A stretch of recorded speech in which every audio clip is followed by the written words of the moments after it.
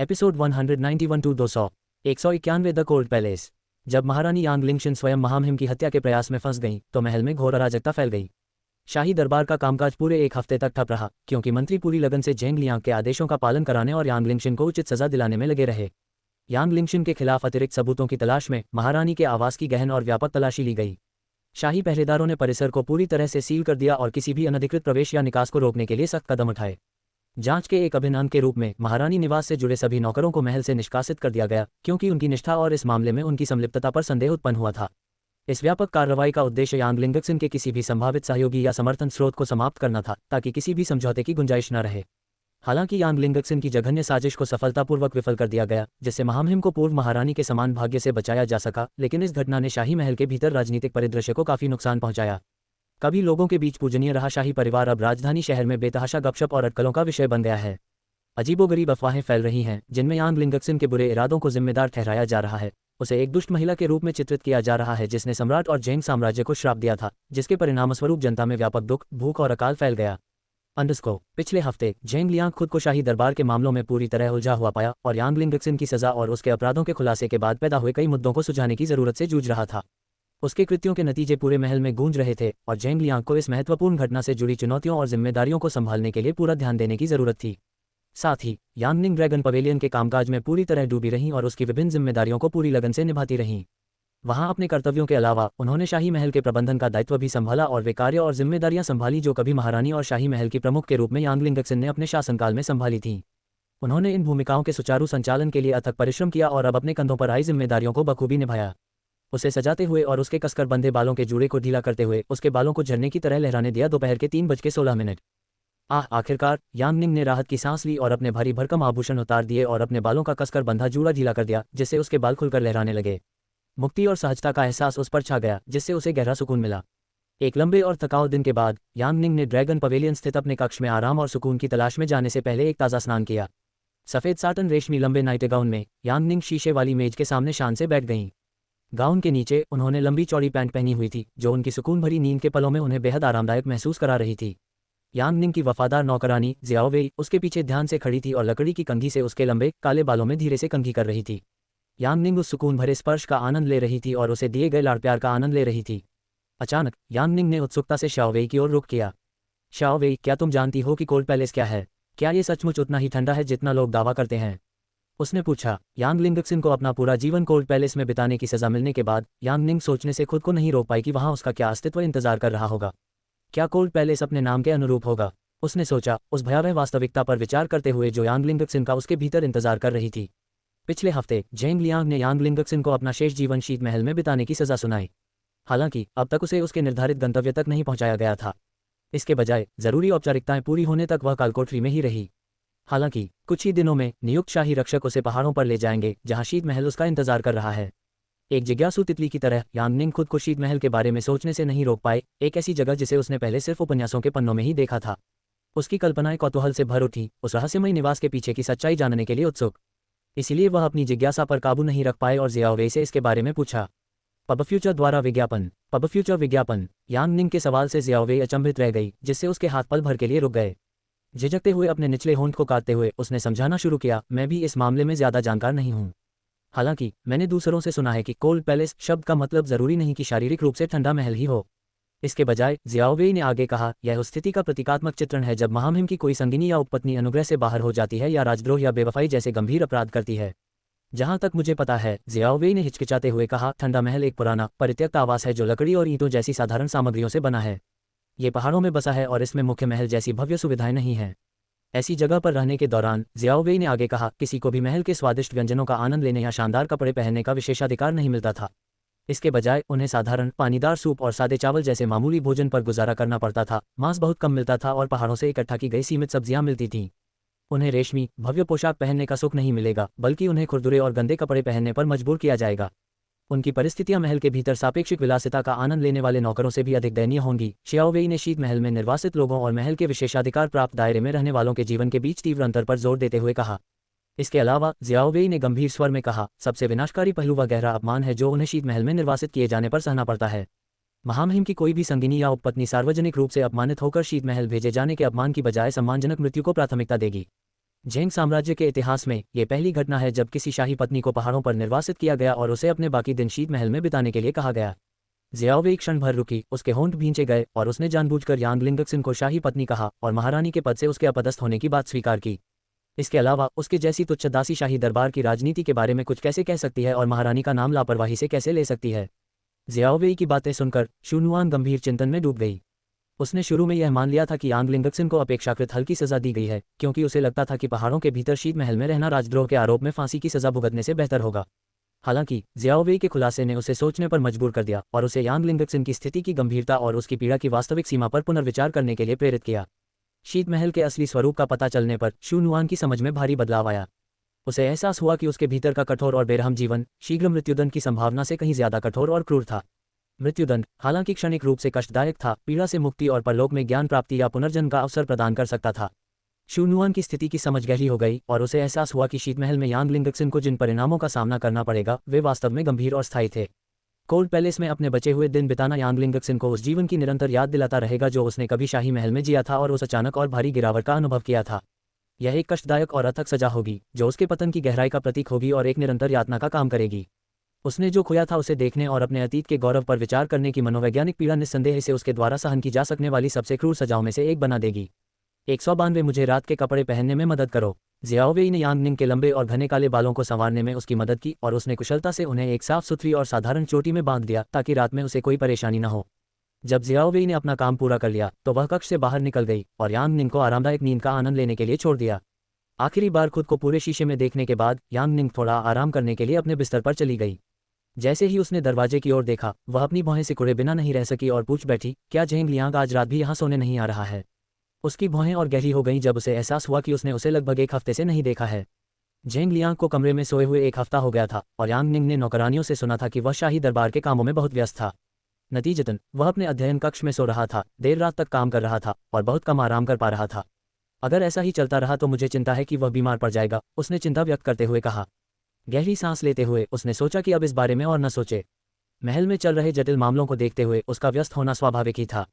आखिरकार वह युवराज के सम्मानित पद पर था। महामहिम की हालत में सुधार के बावजूद वे अभी भी अपने शाही दरबार की गतिविधियां फिर से शुरू करने के लिए पर्याप्त रूप से स्वस्थ नहीं थे। युवराज के रूप में अपने कर्तव्यों और जिम्मेदारियों को पूरा करने की जिम्मेदारी उन पर आ गई। बिस्तर पर बैठते ही उसने अपने पैरों को एक आरामदायक और मुलायम कंबल से ढक लिया। जैसे ही वह लेटने और सोने की तैयारी कर रही थी उसका ध्यान धीरे धीरे खुलते दरवाजे पर गया, जिससे झेंग लियांग कमरे में दाखिल होता दिखाई दिया। महाराज, उसने आश्चर्य से कहा, उसे उम्मीद नहीं थी कि वह उस रात कक्ष में आएगा। हालांकि उसे वापस आते देख उसके मन में एक अजीब सी खुशी छा गई। आप आज रात आए, उसने कहा, उसकी आवाज़ में आश्चर्य और प्रसन्नता का मिश्रण था। झेंग लियांग का थका हुआ चेहरा एक हल्की मुस्कान से चमक उठा जब उसने यांग निंग की तरफ देखा जो अभी भी जाग रही थी। हालांकि उसे उम्मीद थी कि वह सो चुकी होगी, फिर भी उसने उसकी मौजूदगी पर बेपरवाही से हम कहा। जैसे ही झेंग लियांग कमरे में दाखिल हुआ यांग निंग थोड़ी असहजता के साथ बिस्तर पर बैठ गई। वह चुपचाप उसे अपने रात के कपड़े बदलते हुए देख रही थी और हवा में तरह तरह के भाव महसूस कर रही थी। उसने घबराहट में अपने निचले होंठ को काटा और जल्दी से नजरें फेर ली क्योंकि वह अचानक अपने ऊपरी वस्त्र की डोरी खोलने लगा और उसके सामने ही कपड़े उतारने की तैयारी करने लगा। उसकी आंखें आश्चर्य से चौड़ी हो गईं और वह अपनी हैरानी रोक न सकी और अचानक बोल पड़ी, क्या तुम्हें लकड़ी के विभाजन के पीछे कपड़े नहीं बदलने चाहिए। झेंग लियांग ने उसकी तरफ देखा, उसके होठों पर एक हल्की सी मुस्कान थी और उसने सिर हिलाया। ये बहुत बड़ी परेशानी है, मैं इस परेशानी से बहुत थक गया हूँ। लेकिन ये तो वही है, यांग निंग ने जवाब दिया, उसकी आवाज़ में अजीबपन था। ठीक है, अगर यह आपको परेशान करता है तो मैं बाहर चला जाऊंगा। यांग निंग ने अपनी थकान को स्वीकार करते हुए समझौता करने का फैसला किया। झेंग लियांग ने उसे जाने की तैयारी करते देखा तो भौहें सिकोड़ ली और जल्दी से उसे वापस बुलाया। रुको और यह चोगा उतारने में मेरी मदद करो। यांग निंग उसकी ओर मुड़ी, उसकी भौहें सिकुड़ गईं। तुम चाहते हो कि मैं तुम्हारी मदद करूं?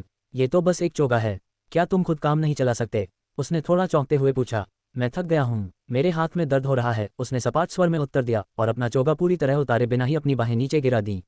यांग निंग ने उसे घूरा, उसकी हताशा साफ दिखाई दे रही थी। ठीक है, मैं किसी और को बुलाकर तुम्हारी मदद करवाती हूँ, बस यहीं रुको, उसने कमरे से बाहर जाने से पहले दृढ़ता से कहा। यांग निंग सोच में पड़ गई कि झेंग लियांग एक औरत होने के नाते उससे अपने लिबादे उतारने और तैयार होने में मदद क्यों मांग रहा है। यांग निंग को जैसे ही एहसास हुआ कि झेंग लियांग उसे औरत नहीं समझता, वह शर्म और उदासी से भर गई। अपनी आंतरिक उथल पुथल और अनिश्चित भावनाओं के बीच यांग निंग थोड़ी सी उदासी से उबर नहीं पाए। ये बात कि वह और झेंग लियांग एक ही कमरे में रहते हुए भी अजनबी बने रहे उसे भारी पड़ रही थी। हालांकि जब उसने इस हकीकत पर गौर किया कि यह उसकी दुनिया नहीं है और एक दिन उसे अपनी दुनिया में लौटना ही होगा तो उसके मन में सवाल उठने लगा कि क्या उसे बुरा लगना चाहिए। एक तरह से उसने सोचा कि क्या उसे इस बात से राहत मिलनी चाहिए कि उनके बीच कोई गहरा रिश्ता नहीं था। अपने विचारों में खोई हुई और मदद मांगने के लिए कमरे का दरवाजा खोलने ही वाली थी कि यांग निंग जेंगलियांग की तीखी आवाज़ सुनकर चौंक गई। उसके शब्द हवा में गूंज उठे, क्या तुम्हें लगता है कि किसी को मेरे शरीर को छूने की इजाज़त है? अचानक हुए इस विस्फोट ने उसे अचंभित कर दिया, जिससे वह क्षण भर के लिए स्तब्ध रह गई तथा उसे समझ नहीं आया कि वह क्या प्रतिक्रिया दे। तुम मेरी पत्नी हो, मेरे करीब आने और मुझे छूने का सौभाग्य केवल तुम्हें ही प्राप्त है, इसलिए यहाँ आओ और मेरी सहायता करो, उसने गंभीर भाव बनाए रखते हुए निर्भीकता से घोषणा की। यांग निंग ने उसके अचानक बदले हुए रुख से हैरान होकर पलकें झपकाईं। वह सोच में पड़ गई कि उसने पहले नौकरानियों को कपड़े बदलने में मदद करने की इजाज़त कैसे दी थी। एक आह भरते और सिर हिलाते हुए वह अनिच्छा से उसकी ओर बढ़ी। ठीक है, मैं तुम्हें कपड़े बदलने में मदद करूंगी। जैसे ही यांग निंग ने अनिच्छा से उसका अनुरोध स्वीकार किया और उसकी मदद के लिए आगे बढ़ी, जेंग लियांग के चेहरे पर एक आत्मसंतुष्ट मुस्कान तैर गई। अच्छा, तुम्हें ये पहले ही कर लेना चाहिए था फैंगली, घबराओ मत, उसने अपने तेज धड़कते दिल को शांत करने की कोशिश करते हुए खुद से फुसफुसाया। बस इसे एक नेक काम समझो और 1 से 100 तक भीड़ें गिन लो। तुम ठीक हो जाओगी, उसने मन ही मन दोहराया, खुद को संभालने की कोशिश करते हुए। एक गहरी सांस के साथ उसने अपनी सांसों पर ध्यान केंद्रित किया, खुद को स्थिर करने और स्थिति में शांति का भाव लाने की कोशिश की। अंडरस्को जैसे ही यांग निंग जेंग लियांग को अपना ऊपरी चोगा उतारने में मदद कर रही थी, उसे उसकी अर्थपूर्ण मुस्कान का एहसास हो रहा था। माहौल में एक खास तरह का वजन महसूस हो रहा था जब वह उसकी पतली सफ़ेद बनियान उतारने में उसकी मदद कर रही थी, जिससे उसकी नंगी त्वचा दिखाई दे रही थी। अपने आंतरिक संघर्षों के बावजूद उन्होंने अपना धैर्य बनाए रखा और अपने कार्य पर ध्यान केंद्रित किया तथा उसे पूरी लगन से पूरा करने का प्रयास किया। जैसे ही यांग निंग ने अनजाने में जेंग लियांग की नंगी त्वचा को उजागर किया, उसका चेहरा गहरे लाल रंग का हो गया। वह उसके सुडौल मांसल पेट को देखकर मोहित हुए बिना नहीं रह सकी। हालांकि जब उसने देखा कि उस तराशे हुए चेहरे पर निशान है, तो उसकी नज़र उदासी में बदल गई। उसके भीतर की इच्छा और करुणा के मिश्रण ने कई जटिल भावनाओं को जगा दिया, जिससे वह मंत्रमुग्ध और सहानुभूतिपूर्ण दोनों हो गई। वे घाव उन लड़ाइयों के साक्षी हैं जो उन्होंने अतीत में बहादुरी से लड़ी थी, साम्राज्य की रक्षा की थी और महामहिम तथा उन सभी लोगों का गौरव अर्जित किया था जो उनकी उल्लेखनीय बहादुरी और नेतृत्व के बारे में जानते थे। हालांकि निशान शारीरिक थे, यांग निंग अपने दिल में एक अजीब सा दर्द महसूस करने से खुद को नहीं रोक पाए। उसके हाथ सहज ही हिल गए, अनजाने में उन फीके निशानों को सहला रहे थे, मानो उस दर्द को कम करने की कोशिश कर रहे हों जो वे दर्शा रहे थे। उस क्षण उसके भीतर प्रशंसा और सहानुभूति का मिश्रण उमड़ पड़ा, जिससे जेंग लियांग और उसके द्वारा किए गए बलिदानों के प्रति उसका जुड़ाव और गहरा हो गया। जेंग लियांग ने यांग निंग की आंखों में उदासी देखकर अपनी भौहें ऊपर उठाईं। उसने धीमे स्वर में उसे आश्वस्त किया, अब दर्द नहीं हो रहा। यांग निंग उसके शब्दों से चौंक गई। उसे एहसास हुआ कि उसका हाथ अनजाने में उसके पेट की मांसपेशियों को छू गया था। आश्चर्य और शर्मिंदगी के मिश्रण के साथ उसने जल्दी से अपना हाथ हटा लिया और कहा, ओह आह, मेरा ऐसा करने का इरादा नहीं था। हालांकि उसे आश्चर्य हुआ जब जेंग लियांग ने उसका हाथ पकड़ा और उसे धीरे से अपने पेट की मांसपेशियों पर, खासकर निशानों के ऊपर, ले गया। उसकी आवाज़ धीमी हो गई और उसने पूछा, क्या तुम्हें नहीं लगता कि ये बदसूरत हैं? उसने उसके बेतरतीब विचारों को भटकाने के लिए एक सवाल पूछते हुए उसका हाथ अपनी नंगी त्वचा पर छुआया। यांग निंग ने अजीब तरह से पलकें झपकाईं, उसका चेहरा शर्म से लाल हो गया क्योंकि उसने खुद को जेंग लियांग के करीब पाया। फिर भी उसने उसके सवाल का जवाब ईमानदारी से दिया और धीरे से अपना सिर हिलाया। ये बदसूरत कैसे हो सकते हैं? ये तो तुम्हारी लड़ाइयों की ट्रॉफियां हैं, सम्मान के पदकों की तरह, उसने फुसफुसाते हुए कहा, प्रतियोगिताओं के लिए अभ्यास करते समय चोट लगने के अपने अनुभवों को याद करते हुए। उसके लिए ये निशान उसकी कड़ी मेहनत और लगन का नतीजा थे। उनमें सुंदरता और महत्व था जो सिर्फ शारीरिक बनावट से कहीं बढ़कर था। जेंग लियांग ने उसकी सच्ची भावनाओं को भांप लिया और अर्थपूर्ण मुस्कान के साथ बोला, हम क्या ऐसा है? उसने जवाब दिया, उसके हाथ पर उसकी पकड़ और मजबूत होती गई जैसे जैसे उसने उसे अपने करीब खींचा, ये सुनिश्चित करते हुए कि उनका संबंध अटूट रहे। जबकि वह उसके पेट की मांसपेशियों को छू रही थी, उनकी निकटता उनके बीच एक अंतरंग क्षण को बढ़ावा दे रही थी। जैसे जैसे यांग निंग को उस पल की गंभीरता बढ़ती हुई महसूस हुई, उसके गले से एक घबराहट भरी घूंट निकल गई। कमरे का बढ़ता तापमान उसके अंदर पनप रही गर्मी को प्रतिबिंबित कर रहा था। उसके मन में सवाल उठने लगे कि क्या चीज़ें बहुत तेजी से आगे बढ़ रही हैं? क्या उसे अपनी भावनाओं के आगे इतनी आसानी से झुक जाना चाहिए? स्थिति की जटिलताएं उस पर भारी पड़ रही थीं, जिससे वह अनिश्चित हो गई थी कि आगे क्या करे। जैसे ही जेंग लियांग ने अपना सिर नीचे किया और खुद को यांग निंग के स्तर के करीब लाया, हवा में एक उत्सुकता का भाव भर गया। समय धीमा पड़ता हुआ प्रतीत हुआ और उसकी सांसें गले में अटक गईं। जैसे जैसे उसका चेहरा करीब आता गया, उसकी आंखें आश्चर्य और घबराहट के मिश्रण से चौड़ी हो गईं और निकटता लगभग अंतरंग होती गई। वह अपनी त्वचा पर उसकी सांसों की गर्माहट महसूस कर सकती थी और उस क्षण बाकी सब कुछ फीका पड़ गया और आने वाले क्षण की तीव्रता से उसका मन खाली हो गया। क्या सब कुछ बहुत तेजी से नहीं हो रहा है? क्या मुझे बस बेहोश हो जाना चाहिए और बेहोश होने का नाटक करना चाहिए? यांग निंग के मन में विचार दौड़ गए। वह उस पल की बढ़ती तीव्रता से बचने का उपाय सोच रही थी। इस विकट परिस्थिति से अस्थायी रूप से बचने के लिए उसके मन में बेहोशी का नाटक करने का विचार आया। हालांकि वह दुविधा में थी और उसे यह पता नहीं था कि सबसे अच्छा कदम क्या उठाया जाए। उसे दूर धकेलने के बजाय यांग निंग का शरीर मानो एक कठोर लकड़ी के लट्ठे में तब्दील हो गया, मानो जड़वत हो गया हो। असमंजस और अनिश्चितता की स्थिति में उसने अचानक अपनी आंखें बंद करने का फैसला किया, मानो उस पल की तीव्रता से बचने की कोशिश कर रही हो। उसके मन में उमड़ते घुमड़ते विचारों और भावनाओं के मिश्रण ने उसे कुछ हद तक मूर्खता का एहसास कराया, लेकिन वह इस भावना से छुटकारा नहीं पा सकी कि उस क्षण के लिए अपनी आंखें बंद करना ही सबसे अच्छा उपाय था। झेंग लियांग के होठों पर संतुष्टि भरी मुस्कान उभर आई जब उसने देखा कि यांग निंग अपनी आंखें बंद कर रही है। उसके हाथ पर उसकी मजबूत पकड़ और मजबूत हो गई, उसे अपने सुडौल पेट पर दबाते हुए उसका शरीर धीरे धीरे उसके और करीब आ गया। जैसे ही वह आगे झुका, उनके होठों के बीच का अंतर धीरे धीरे कम हो गया। उस क्षण की बढ़ती अंतरंगता में उसका इरादा स्पष्ट था। जैसे ही उत्सुकता अपने चरम पर पहुंची, झेंग लियांग ने बिना किसी हिचकिचाहट के उस क्षण को जब्त कर लिया और यांग निंग के नर्म और मोटे होठों पर अपने होंठ दबा दिए। एक हाथ से उसके लाल गालों को सहलाते हुए झेंग लियांग ने उसकी त्वचा की कोमलता का आनंद लिया और विद्युतीय स्पर्श का आनंद लिया। उसके होंठ उसके साथ एक भावुक आलिंगन में बंधे हुए धीरे से उसके मोटे आमंत्रित होठों को चूस रहे थे, जिससे उनके चुंबन की तीव्रता और गहरी हो गई। उनके बीच आदान प्रदान की गई संवेदनाओं ने इच्छा का एक बवंडर पैदा कर दिया। दो आत्माओं का विलय उस क्षण की गर्मी में खो गया। उनके बीच एक विद्युतीय झटका दौड़ गया, जिससे उनके बीच एक निर्विवाद रसायन की चिंगारी प्रज्वलित हो गई। अप्रत्याशित चुंबन से यांग निंग की आंखें आश्चर्य से खुली की खुली रह गईं और उसका मन कुछ देर के लिए संदेह और अनिश्चितता से भर गया। हालांकि चुंबन की तीव्रता और उस क्षण में विलीन होने की अनुभूति ने उसे सहज रूप से एक बार फिर अपनी आंखें बंद करने पर मजबूर कर दिया। उस क्षण उसने अपना प्रतिरोध त्याग दिया तथा अपने संबंध की शक्तिशाली शक्ति से बह जाने दिया। भूल जाओ। यांग निंग ने अपनी मुठ्ठियां भींच लीं और अपनी भावनाओं को अपनी संवेदनशीलता पर हावी होने देने से पहले अंदर ही अंदर कराह उठी। निष्क्रिय रहने के बजाय उसकी इंद्रियां जागृत हो गईं तथा झेंग लियांग के प्रयासों के जवाब में उसके कार्यों का मार्गदर्शन करने लगीं। जो हाथ उसके पेट को सहला रहे थे अब ऊपर की ओर बढ़ रहे थे, उसका स्पर्श और भी आत्मीय और आकर्षक होता जा रहा था। एक मोहक गति से उसने उसकी गर्दन को अपने घेरे में ले लिया, उसे अपनी ओर खींच लिया और उनके भावुक संबंध को और गहरा कर दिया। उनके शरीर के बीच का अंतर कम हो गया क्योंकि उसने उत्सुकता से उसके भावुक चुंबन का जवाब दिया, जिससे उसकी इच्छाओं ने नियंत्रण ले लिया। उस पल उसके मन से सारे भेद और पहचानें मिट गईं, सिर्फ उसके होठों पर उसके होठों का मादक एहसास रह गया। बाकी सब कुछ एक दूर की याद बनकर रह गया जब उसने खुद को पूरी तरह से उसके चुंबन के आनंद में आकर्षण में समर्पित कर दिया। झेंग लियांग को सुखद आश्चर्य हुआ जब यांग निंग ने न केवल उसके चुंबन का जवाब दिया बल्कि कार्यभार भी संभाला, जिससे उनका संबंध और गहरा हो गया। उसके होठों पर मुस्कान आ गई जब उसने उसके उत्साह का जवाब दिया। उसका अपना हाथ उसकी कमर के चारों ओर घूमता हुआ उसे कसकर गले लगा लिया। उस क्षण की मधोशी में खोए हुए उनके होंठ लगातार मिलते रहे। उनके भावुक आदान प्रदान में इच्छा और स्नेह का मिश्रण घुलता रहा। जैसे जैसे वे अपने चुंबन की तीव्रता में डूबते गए, उनकी सांसें तेज होती गईं और सहज कौशल के साथ झेंग लियांग ने चतुराई से उसके नाइटगाउन की डोरी खोल दी और एक ही सहज गति में उसके शरीर को उजागर कर दिया। घटित हो रही घटनाओं से बेखबर यांग निंग झेंग लियांग की हरकतों से बेखबर रही। जैसे ही नाइटगाउन को सामने से नाजुक ढंग से खोला गया, वह उसके शरीर पर लटकता हुआ और खूबसूरती से ढीला पड़ गया, जिससे उसका ऊपरी शरीर पूरी तरह से खुला और कमजोर हो गया। खुला नाइटगाउन उसके कंधों पर ढीला ढाला लटका हुआ था, जो उसके नए नग्न रूप की एक नाजुक याद दिलाता था। हाल ही में झेंग लियांग की अनुपस्थिति के दौरान यांग निंग ने अपने नाइटगाउन के नीचे छाती पर पट्टी बांधने से परहेज करने का निर्णय लिया था, जो कि आधुनिक समय में ब्रा के समान होता है। उसे पता ही नहीं चला कि उसने कब उसकी नाइटगाउन को कुशलतापूर्वक खोल दिया, जिससे वह पूरी तरह से उसके सामने अनावृत हो गई। जैसे ही यांग निंग उनके चुंबन की तीव्रता से अभिभूत हुई, उसके पैर कमजोर पड़ गए और अचानक आश्चर्य से उसकी आंखें खुल गईं। झेंग लियांग का हाथ उसके नंगे पेट पर धीरे धीरे उसके सीने की ओर बढ़ते हुए महसूस करते ही उसे गहरा सदमा लगा। जैसे ही उसके हाथ उसकी गर्दन पर पड़े, वे उत्तेजना और आशंका के मिले जुले भाव से कांप उठे। उनके बीच की तेज गति ने उसे सोचने पर मजबूर कर दिया कि क्या चीजें बहुत तेजी से आगे बढ़ रही हैं। ये वह स्थिति नहीं थी जिसकी उसने उसके जोशीले चुंबनों के आगे झुकने से पहले कल्पना की थी।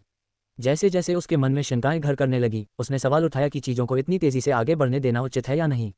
उसने सोचा कि क्या वह अपने लिए तय की गई सीमाओं पर विचार करते हुए बहुत आगे निकल गई है। इससे पहले कि वह इस बारे में कोई ठोस निर्णय ले पाती कि क्या उन्हें अपनी प्रगति रोक देनी चाहिए या अपने अंदर बह रहे उल्लास में डूब जाना चाहिए, झेंग लियांग को अपनी क्षणिक घबराहट का एहसास हुआ। एक पल की राहत की चाहत को भांपते हुए झेंग लियांग ने धीरे से चुंबन से खुद को अलग किया और दोनों के माथे एक दूसरे से सटाकर एक कोमल भावभंगिमा बनाई। इस अंतरंगता ने उसे थोड़ी देर के लिए अपनी सांसें थामने और खुद को संयमित करने का मौका दिया। जैसे ही यांग निंग का चेहरा गहरे लाल रंग में लाल हो गया, उसकी आंखों में भ्रम और घबराहट का मिश्रण चमक उठा। झेंग लियांग की अटूट निगाहों के बोझ तले यांग निंग को लगा कि उसके पैर कमजोर पड़ रहे हैं, मानो उसकी निगाहों की ताकत उसके दिल के चारों ओर बड़ी मेहनत से बनाई गई दीवारों को तोड़ रही हो। उसने अपने लिए जो सीमाएं तय की थीं, वे इतने गहरे जुड़ाव के आगे धुंधली होती जा रही थीं और वह हार मानने के कगार पर पहुंच गई थी। झेंग लियांग की नज़र यांग निंग पर टिकी रही, जो उस गहरे चुंबन के बाद अपनी सांसें संभाल रही थी। धीमी और कर्कश आवाज में उसने एक ऐसा सवाल पूछा जिससे उसकी रीढ़ में सिहरन दौड़ गई। क्या तुम चाहती हो कि मैं जारी रखूं? मुझे बताओ यांग निंग, तुम मेरे बारे में क्या महसूस करती हो? उसने पूछा। उसकी आवाज़ में उत्सुकता और थोड़ी सी भेद्यता थी। उसकी पूछताछ की अप्रत्याशित प्रकृति ने उसे चौंका दिया, क्योंकि उसने एक ऐसे व्यक्ति से अलग दृष्टिकोण की अपेक्षा की थी जिसने अतीत में महिलाओं को वस्तु के रूप में देखा था। सम्मान और विचारशीलता के इस अप्रत्याशित प्रदर्शन ने झेंग लियांग के प्रति उसके बढ़ते स्नेह को और बढ़ा दिया, जिससे उसकी निर्णय लेने की प्रक्रिया और मजबूत हो गई। उस परिवर्तनकारी क्षण में यांग निंग ने महसूस किया कि उसकी भावनाएं एक हो गईं, जिससे उसे चुनाव करने की स्पष्टता मिली। उस पल की गंभीरता में डूबी और अपनी भावनाओं को व्यक्त करने में असमर्थ यांग निंग ने अपनी नज़रें झेंग लियांग की गहरी आंखों से मिला दीं। शब्दों पर निर्भर रहने के बजाय उसने अपने व्यवहार से बहुत कुछ कह दिया। एक साहसिक और अप्रत्याशित कदम उठाते हुए वह झुकी और अपने होंठ उसके होंठों से सटा दिए, जिससे वह अचंभित रह गया। एक सहज क्षण में उसके कर्म शब्दों से ज्यादा मुखर हो गए, उसकी उत्कट इच्छाएं और उसके गहरे आकर्षण का संकेत। यह उनके बीच के शक्तिशाली संबंध के प्रति समर्पण की एक साहसिक घोषणा थी, जिसने किसी भी संदेह को दूर कर दिया। पहले एक स्नेही रिश्ते की संभावना के बारे में अनिश्चित यांग निंग को उनके रिश्ते की मजबूती पर शक था। हालांकि पिछले कुछ दिनों में उसने देखा था कि कैसे झेंग लियांग उस पर भरोसा करता है और उसकी बातों और कामों पर विश्वास करता है। इस अटूट समर्थन और समझ के प्रदर्शन ने उसकी शंकाओं को दूर करना शुरू कर दिया और उनके रिश्ते के लिए उसे आशा की एक नई भावना से भर दिया। उस क्षण की तीव्रता ने उन दोनों को एक उच्च संवेदना के दायरे में पहुंचा दिया, जहां वे अपने संबंधों को स्वतंत्र रूप से तलाश सकते थे और अपने बीच के मादक आकर्षण को अपना सकते थे। झेंग लियांग की आंखें आश्चर्य से चौड़ी हो गईं जब यांग निंग के भावुक चुंबन ने उसके सवाल को खामोश कर दिया। इस अप्रत्याशित इशारे ने क्षण भर के लिए उसके दिमाग को सुन्न कर दिया और उसे यांग निंग के साहसिक कदम से सुखद आश्चर्य और प्रसन्नता हुई। अपनी शादी के दौरान झेंग लियांग यांग निंग की उसके प्रस्तावों से बचने और दूरी बनाए रखने की आदत का आदी हो चुका था। अपने पिछले अनुभवों के कारण उसे इस बार भी उसी तरह के जवाब की उम्मीद थी। इस व्यवहार ने उसके अंदर एक आशंका की भावना पैदा कर दी थी और उसे उम्मीद थी कि वह एक बार फिर पीछे हट जाएगी। उनकी शादी को कई महीने बीत जाने के बावजूद उनकी शादी अभी तक पूरी नहीं हुई थी। पहली रात को होने वाला पारंपरिक संभोग जो शादी को मजबूत बनाता है, उनके बीच नहीं हुआ था। जब उनकी शादी हुई तब वे दोनों एक दूसरे से अनजान थे और उनके रिश्ते पर संदेह और अनिश्चितताओं का साया मंडरा रहा था। विश्वास और समझ के महत्व को समझते हुए उन्होंने शारीरिक अंतरंगता में जल्दबाजी करने से परहेज किया। उनका मानना था कि अंतरंगता का ये कदम उठाने से पहले एक मजबूत नींव तैयार करनी चाहिए। झेंग लियांग ने यांग निंग पर कभी भी अपनी शादी पूरी करने के लिए दबाव नहीं डाला और उसे उस समय जरूरी समय और जगह दी। उसने उसकी सीमाओं का सम्मान किया और एक सच्चे भावनात्मक रिश्ते के महत्व को समझा। हालांकि उसने उसे महल के जीवन में ढलने का समय दिया, लेकिन झेंग लियांग की यांग निंग के प्रति धारणा में बदलाव आया। अपनी अरेंज मैरिज के बावजूद उसने यांग निंग में सच्ची दिलचस्पी विकसित की और अपने जीवन में उसकी उपस्थिति की कद्र करने लगा। उसने महत्वपूर्ण चुनौतियों के समाधान में यांग निंग की सक्रिय भागीदारी और उनके अटूट समर्थन को देखा। उसके सारे संदेह धीरे धीरे दूर हो गए। वह उसे एक सच्चे साथी के रूप में देखने लगा, जो अपने विवाह के प्रति पूरी तरह प्रतिबद्ध है और हर सुख दुख में उसके साथ खड़ी रहती है। यांग निंग में इस नए विश्वास और उनके बीच गहरे होते रिश्ते ने उनके रिश्ते में एक गहरा बदलाव ला दिया। उन्होंने अरेंज मैरिज की सीमाओं को पार कर लिया और विश्वास, सम्मान और साझा अनुभवों पर आधारित एक सच्चा बंधन पाया। झेंग लियांग शुरू में तो यांग निंग की इस साहसिक पहल से अचंभित रह गया, लेकिन जल्द ही उसने खुद को संभाला। सहज प्रतिक्रिया देते हुए उसने धीरे से उसके सिर के पिछले हिस्से को पकड़ा और तीव्रता और जोश के साथ अपने चुंबन को और गहरा कर दिया। उस क्षण में उसने अपने रिश्ते की जिम्मेदारी संभाल ली, उसकी प्रगति का समान उत्साह से जवाब दिया और उनके बीच नए संबंध को अपनाया। यांग निंग उसके जोशीले चुंबन की जबरदस्त तीव्रता से हैरान होकर अपनी दबी हुई कराह को दबा नहीं पाए। उसके शरीर में दौड़ रही संवेदनाओं ने उसके पैरों को कांपने पर मजबूर कर दिया, लेकिन उसने बंधन तोड़ने से इनकार कर दिया। इसके बजाय उसने सहज ही अपनी बाहें उसके गले में कसकर लपेट लीं, सहारा और संतुलन पाने के लिए, और वे अपने जोशीले आलिंगन में डूबे रहे। उनके होंठ एक जोशीले नृत्य में एक दूसरे से जुड़ गए, जिससे उनके बीच बढ़ती वासना और भड़क उठी। झेंग लियांग ने अपनी और यांग निंग की लंबाई में अंतर देखा और क्षण भर के लिए उसके माथे पर शिकन आ गई। उससे काफी लंबा होने के कारण उसे एहसास हुआ कि उनके लिए आराम से चुंबन करना एक चुनौती थी। इस दूरी को पाटने के लिए यांग निंग को अपने पंजों के बल उठना पड़ा, जबकि यांग निंग को थोड़ा नीचे झुककर उससे नजरें मिलानी पड़ी। असुविधा के बावजूद एक दूसरे के लिए उनकी चाहत किसी भी शारीरिक बाधा से आगे निकल गई और उन्होंने अपने जोशीले आदान प्रदान को जारी रखा, अपने रिश्ते को सहज और सहज बनाने का तरीका ढूंढते रहे। अपनी लंबाई के अंतर की असुविधा को कम करने के लिए झेंग लियांग ने तुरंत एक साहसिक निर्णय लिया। एक हाथ से यांग निंग की कमर को मजबूती से पकड़े हुए उसने उसे सहजता से अपनी बाहों में उठा लिया। अपने पैर ऊपर उठाओ, झेंग लियांग ने उनके होठों के पास कर्कश आवाज में फुसफुसाया। उसकी सांसें उसकी सांसों के साथ मिल रही थीं। कामुक आदेश ने यांग निंग की रीढ़ में सिहरन पैदा कर दी और उनके बीच पहले से ही गर्माहट और भी बढ़ गई। उसके शब्दों से विवश होकर उसने आज्ञाकारी रूप से उसके निर्देश का पालन किया, अपनी टांगें ऊपर उठाकर उसकी कमर के चारों ओर कसकर लपेट लीं, जिससे एक और भी गहरा और अंतरंग आलिंगन बन गया। जैसे जैसे वे अपने बीच के भावुक रिश्ते के आगे झुकते गए, हवा में उत्सुकता और चाहत बढ़ती गई, अपनी ही बनाई दुनिया में खोते गए। उनके शरीर एक दूसरे में मिल गए, उनके दिल एक साथ धड़क रहे थे। जैसे जैसे वे अपनी जोशीली बातचीत जारी रखते गए, अब ऊंचाई की बाधाओं से मुक्त, उनके एक दूसरे में गुथे शरीरों से निकलती गर्मी उनकी इच्छाओं को और भड़का रही थी, जिससे एक रोमांचक माहौल बन रहा था। हालांकि इस माहौल ने शर्मिंदगी और उल्लास का मिश्रण पैदा किया, लेकिन उनके साझा जुनून और जुड़ाव ने किसी भी आत्मचेतना को ढक दिया और उन्हें आनंद में उन्मुक्तता के दायरे में धकेल दिया। हालांकि ये स्थिति उसकी उम्मीद से कहीं ज्यादा शर्मनाक थी। चूंकि उसकी नाइटगाउन की डोरी खुली हुई थी और वो ऊपर से नंगी थी, इसलिए उसकी नंगी छाती उसके नंगे मांसल सीने को भी छू रही थी, जिससे दोनों जिस्मों के बीच की गर्मी और बढ़ गई। अपनी नई स्थिति में यांग निंग अपनी रगों में दौड़ रही शर्मिंदगी और बदनामी भरी उत्तेजना को दबा नहीं पाए। खुद को एक समझौतापूर्ण लेकिन रोमांचक स्थिति में पाकर उसके गाल गहरे लाल रंग में लाल हो गए। उस क्षण की तीव्रता के कारण उसकी गर्दन पर से उसकी पकड़ थोड़ी ढीली पड़ गई और उसने सहज रूप से अपने हाथों को ऊपर उठाकर खुद को ढक लिया, ताकि भावनाओं के उफान और अपनी कमजोरी से क्षणिक सुरक्षा प्राप्त कर सके। रुको, झेंग लियांग ने दृढ़ता से आदेश दिया। उसकी आवाज दृढ़ संकल्प से भरी हुई थी। उसने यांग निंग को खुद को बचाने और उस खजाने को छिपाने नहीं दिया जो आखिरकार उसके सामने प्रकट हो गया था। वह इस पल के महत्व को समझता था और इसे पूरी तरह से अपनाने का संकल्प कर चुका था। यदि आप अपने आप को ढकेंगे तो आप अपना संतुलन खो देंगे, उन्होंने धीरे से कहा जब उनके होंठ अनिच्छा से अलग हो गए। उनके शब्दों में एक छिपा हुआ निहितार्थ था। उसके कथन के पीछे का अर्थ स्पष्ट था। वह नहीं चाहता था कि वह उससे शर्माए या अपनी कमजोरियों को छिपाए। वह उसकी खुलेपन और प्रामाणिकता की कामना करता था और उसके हर पहलू को, शारीरिक और भावनात्मक दोनों रूप से अपनाने को तैयार था। भले ही उसने अपना हाथ उसकी गर्दन से हटा लिया हो, उसने ठान लिया था कि वह उसे अपना संतुलन खोने और गिरने का जोखिम नहीं उठाने देगा। उसकी मजबूत बाहों ने उसे मजबूती से थामे रखा, गले लगाते हुए उसे स्थिरता और सहारा दिया। उसने उसे शारीरिक और भावनात्मक दोनों तरह से सुरक्षित रखने का दृढ़ निश्चय किया था, ये सुनिश्चित करते हुए कि वह उसकी बाहों में सुरक्षित और निश्चिंत महसूस करे। फिर भी वह अपने सामने के दृश्य के आकर्षण को नकार नहीं सका। वह नहीं चाहता था कि वह खुद को छिपाए, क्योंकि उसे उसकी सुंदरता मनमोहक लगी और उस पल में उनके बीच की अंतरंगता उसे बहुत प्रिय थी। ओह, क्या ऐसा है? यांग निंग की नज़रें उसकी नज़रों से मिलीं, जिसमें अजीब और झिझक का मिश्रण था। खुद को ढकने की शुरुआती इच्छा के बावजूद उसने अपनी झिझक को दूर करने का एक सचेत निर्णय लिया। उस पल उसने अपने रिश्ते के स्वाभाविक प्रवाह के आगे समर्पण करने का फैसला किया और रात को वैसे ही बीतने दिया जैसा होना चाहिए था। उसके भीतर दृढ़ संकल्प और खुलेपन की एक नई भावना घर कर गई, जो उस अज्ञात यात्रा को अपनाने के लिए तैयार थी जिस पर वे जाने वाले थे। झेंग लियांग की मुस्कान एक प्रसन्न मुस्कान में बदल गई और उसने धीमी, मोहक आवाज में अपनी स्वीकृति व्यक्त की, अच्छी लड़की। उसकी उंगलियां यांग निंग के गालों की कोमलता को हल्के से छू रही थीं, उनकी नाजुक बनावट का आनंद ले रही थीं। उसके पैर अभी भी उसके चारों ओर लिपटे हुए थे। वह उसे बिस्तर की ओर ले गया, उनके होंठ एक भावुक और गहरे चुंबन में बंधे हुए थे। जैसे जैसे वे उस पल के जोश में डूबते गए, उनके रिश्ते की गहराई बढ़ती गई। उनके शरीर एक दूसरे से सट गए, एक लंबे समय से प्रतीक्षित लालसा और चाहत से प्रेरित होकर। हर कदम के साथ यह उत्सुकता बढ़ती गई और वे अपनी इच्छाओं की पराकाष्ठा के करीब पहुंचते गए। हाँ, यांग निंग की सांस फूलने लगी, उसकी छाती तेजी से ऊपर नीचे हो रही थी क्योंकि झेंग लियांग ने आखिरकार उसे उनके जोशीले चुंबन से आज़ाद कर दिया था। राहत की एक लहर उसके शरीर पर छा गई। जैसे ही उसने सांस ली, उसका शरीर पसीने की एक चमकदार परत से लिपटा हुआ था। उनकी मुलाकात की तीव्रता ने उसे लाल और उत्साहित कर दिया था। उनके बीच के अंतरंग संबंध ने उसकी इंद्रियों को और भी उत्तेजित कर दिया था। बिस्तर के किनारे बैठी उसे उत्सुकता और बेचैनी का मिला जुला एहसास हो रहा था। उनका शरीर अभी भी उनके बीच हुई गर्मागर्म बातचीत से झंझना रहा था। उनके आसपास की हवा वासना से सराबोर थी और वह उनके बीच की बिजली को महसूस कर सकती थी, जो हर गुजरते पल के साथ बढ़ती जा रही थी। झेंग लियांग की आंखों में इच्छा और प्रशंसा की मिश्रित चमक थी जब उसने अपने सामने के मनमोहक दृश्य को देखा। यांग निंग बिस्तर के किनारे पर बैठी थी, उसकी छाती खुली हुई थी और उसके गालों पर हल्की सी लाली छा रही थी। उसके होंठ, जो अब उनके जोशीले चुंबन से लाल और थोड़े सूजे हुए थे, उसे अपने पास आने का इशारा कर रहे थे। उसकी कभी करीने से सजी हुई चोटी अब नीचे गिर रही थी, उसके बाल उसके चेहरे और कंधों पर बिखरे हुए थे।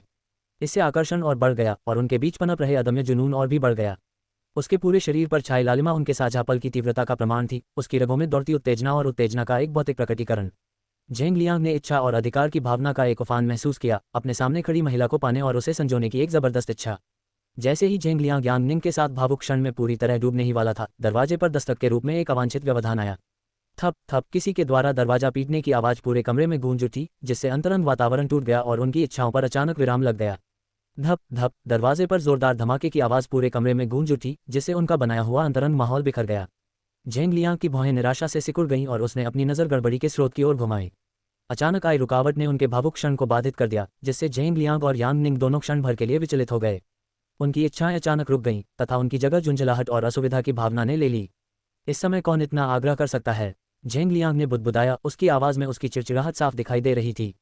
पिछले कुछ दिनों से दिन रात अथक परिश्रम करने के बाद वह अंततः अपने कक्ष में वापस लौटे हैं और पाया है कि ये लोग न केवल उन्हें रात में आवश्यक आराम से वंचित कर रहे हैं, बल्कि उन्हें अपनी पत्नी के साथ कीमती निजी समय से भी वंचित कर रहे हैं।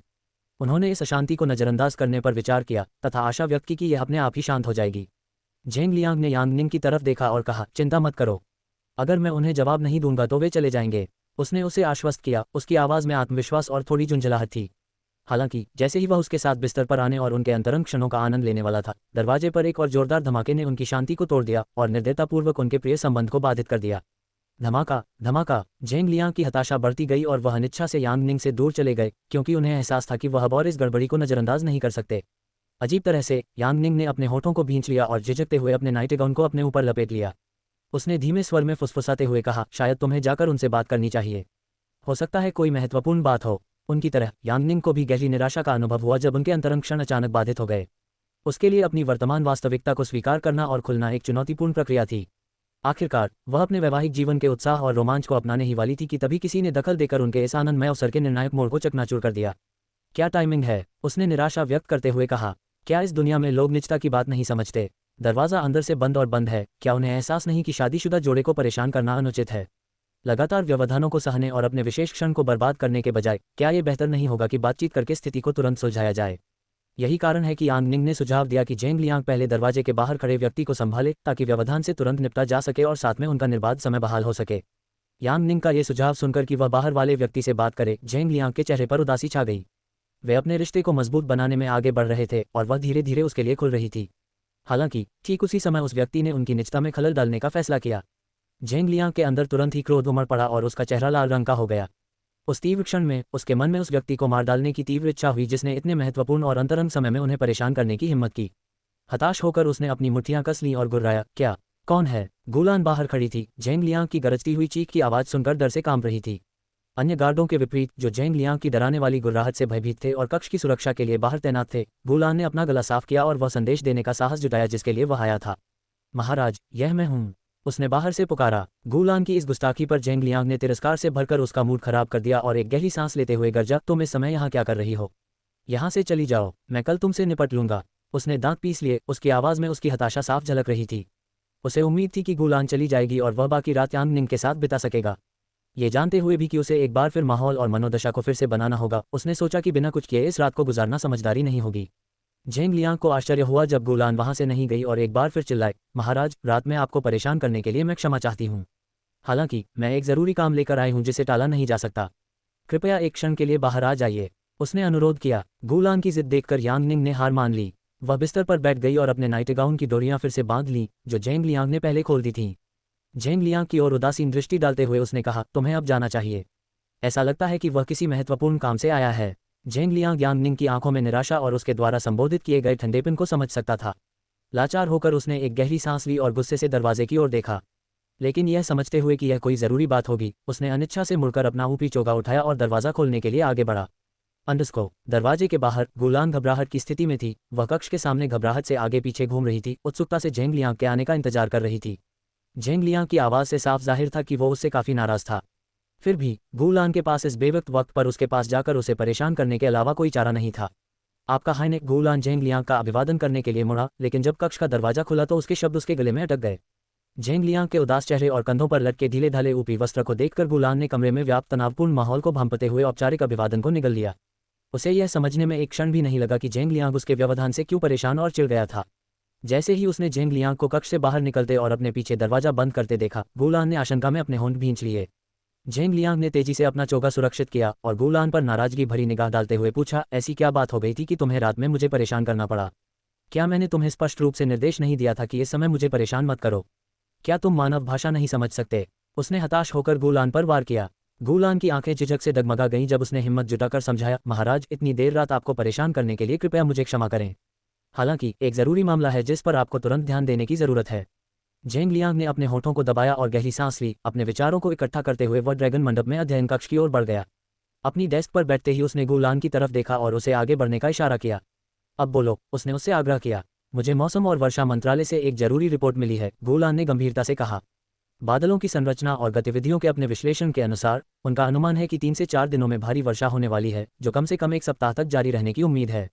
यही कारण है, गुलान ने आगे कहा। उन्होंने सुझाव दिया था कि यदि हम महारानी लेडी यांग लिंगक्सन को पहाड़ों पर भेजना चाहते हैं तो यह आवश्यक है कि वह कल सुबह जल्दी ही गार्डों के साथ रवाना हो जाएं। उन्होंने बताया, इस तरह वे आने वाली भारी बारिश और तूफानों से उत्पन्न संभावित खतरों से बच सकते हैं और समय पर पहाड़ों में स्थित अपने निवास तक भी पहुंच सकते हैं। जेंग लियांग ने अपने होठों को भींच लिया, गहन चिंतन में डूबे हुए तथा परिस्थितियों का आकलन करने लगे। महल के भीतर गद्दार की उपस्थिति को अधिक समय तक बर्दाश्त नहीं किया जा सकता था और यदि वे यांग लिंगक्सन को कल शीत महल में भेजने में असफल रहे तो उसके स्थानांतरण में कम से कम 1 सप्ताह की देरी हो जाएगी। बढ़ती चिंता के साथ जेंग लियांग ने महसूस किया कि यदि यांग लिंगक्सन वहां निवास करती रही तो महल के भीतर अशांति बढ़ सकती है। वह समझ गया कि उसके लंबे समय तक वहां रहने से शाही महल का कामकाज बाधित हो सकता है और यहां तक कि महामहिम की सुरक्षा को भी खतरा हो सकता है। यांग लिंगक्सन का प्रस्थान कुछ दिनों बाद तय था। हालांकि स्थिति की गंभीरता को देखते हुए ऐसा लग रहा था कि उन्हें कल सुबह ही उसे पहाड़ों पर भेजने पर विचार करना होगा। मौसम एवं वर्षा मंत्रालय द्वारा भेजी गई रिपोर्ट को पढ़ने में तल्लीन जेंग लियांग ने उसका ध्यानपूर्वक अध्ययन किया तथा उसकी निगाहें विवरणों को आत्मसात करते हुए स्थिर रहीं। दस्तावेज पढ़ने के बाद उसने दृढ़ भाव से गुलान की ओर देखा। बहुत अच्छा, उसने घोषणा की। कल सुबह गद्दार के जाने का इंतजाम करो। उन भरोसेमंद पहरेदारों की सूची बनाओ जो उसे तुरंत ले जाएंगे। अब वह यांग लिंगक्सन को लेडी कहकर नहीं बुलाता था। इसके बजाय वह उसे उस उपाधि से पुकारता था जो उसने अपने विश्वासघात से अर्जित की थी, गद्दार। झेंग लियांग ने दृढ़तापूर्वक कहा, हम अब और अधिक समय तक महल में गद्दार की उपस्थिति बर्दाश्त नहीं कर सकते। सभी मंत्रियों को तुरंत जगाओ और उन्हें बिना किसी देरी के आवश्यक तैयारी करने का निर्देश दो। उनके आदेश दृढ़ थे और उनमें तत्परता का भाव था। जी हाँ महाराज, गुलान ने तुरंत स्वीकार किया और झेंग लियांग के आदेशों का पालन करने के लिए अपनी आज्ञाकारिता और दृढ़ संकल्प प्रदर्शित किया। इसके साथ ही वह सौंपे गए कार्यों को पूरा करने के लिए तेजी से निकल पड़ा। गुलान के अध्ययन कक्ष से बाहर जाने के बाद झेंग लियांग के होठों से एक आह निकली और वह परेशानी के बोझ से दबे हुए थके हुए से अपने माथे को रगड़ने लगा। यदि मामला इतना गंभीर न होता तो वह यांग निंग के साथ यादगार यादें बनाने के अवसर के लिए तरसता। हालांकि यांग लिंगक्सन से जुड़ी स्थिति को संबोधित करने के लिए उन्हें यांग निंग को अकेले रात बिताने देने का कठिन निर्णय लेना पड़ा। यांग लिंगक्सन के कार्यों ने न केवल उनके राजनीतिक जीवन को तहस नहस कर दिया बल्कि उनके वैवाहिक जीवन को भी बाधित कर दिया, जिससे उनके भीतर गहरी नाराजगी पैदा हो गई। अगली सुबह सूरज उगने से पहले ही शाही महल के मुख्य हॉल के सामने एक गंभीर सभा एकत्रित हुई। उनका उद्देश्य यांग लिंगशिन के अंतिम प्रस्थान का साक्षी बनना था, जिस पर राजद्रोह का आरोप लगाया गया था और महामहिम की हत्या का प्रयास करने का निर्णायक आरोप सिद्ध हो चुका था। यांग लिंगक्सन को न केवल लंबे समय तक धीमा जहर देने का दोषी पाया गया बल्कि यह भी स्थापित हो गया कि जब महामहिम बीमार थे और मृत्यु के कगार पर थे तब भी उन्होंने ऐसा करना जारी रखा। साम्राज्य की महारानी को अंतिम विदाई देने के लिए, जो एक पूजनीय व्यक्ति से एक गद्दार में शर्मनाक रूप से परिवर्तित हो गई थी, युवराज और सभी शाही मंत्री एक शोकपूर्ण सभा में एकत्रित हुए।